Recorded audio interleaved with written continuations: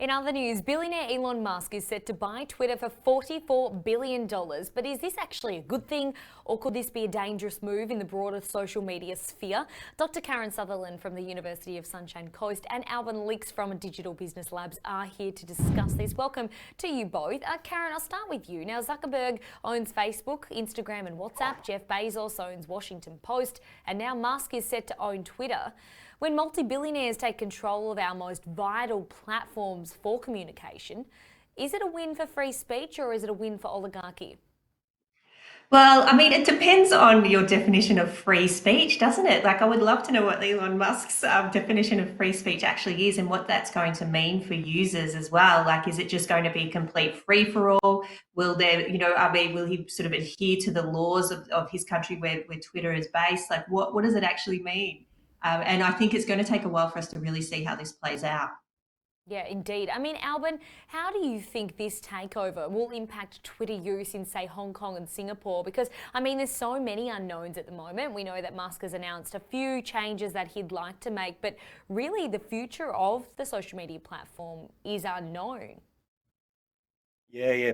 No, that's true that social media are getting more and more regulated here in Asia, in Hong Kong, or even in Singapore through different forms of censorship and in almost all the major, basically, Asian countries, not only here, Hong Kong and Singapore. So after this massive news happened about Twitter being bought by Musk, we can actually definitely be worried about the future of Twitter in the region, considering that Musk described himself as a free speech absolutist. He publicly pushes for a platform free of content moderation, which is going in complete opposition with the current trend and landscape here in Asia. So maybe we're gonna see Twitter refocusing in Europe or in the US in case they are getting banned here in Asia, but it's just a very long term prognostic. Yes, and while Musk says, Karen, that free speech is a good thing and he wants that to be the way that he runs this platform moving forward, but it also comes at a time when social media is more regulated than ever before.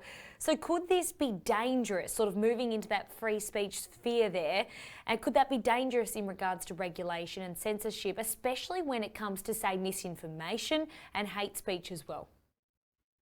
Oh, absolutely. I mean, because that's the thing. There's a huge concerns about misinformation just being let fly on the platform in the name of free speech.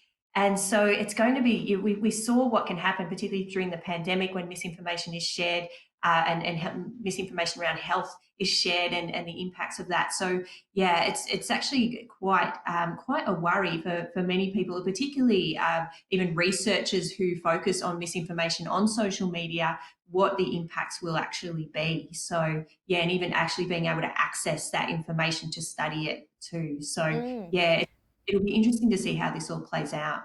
Albin, there has been some rumours or some whispers of potentially maybe changing the Twitter model here, potentially moving down the subscription service avenue here.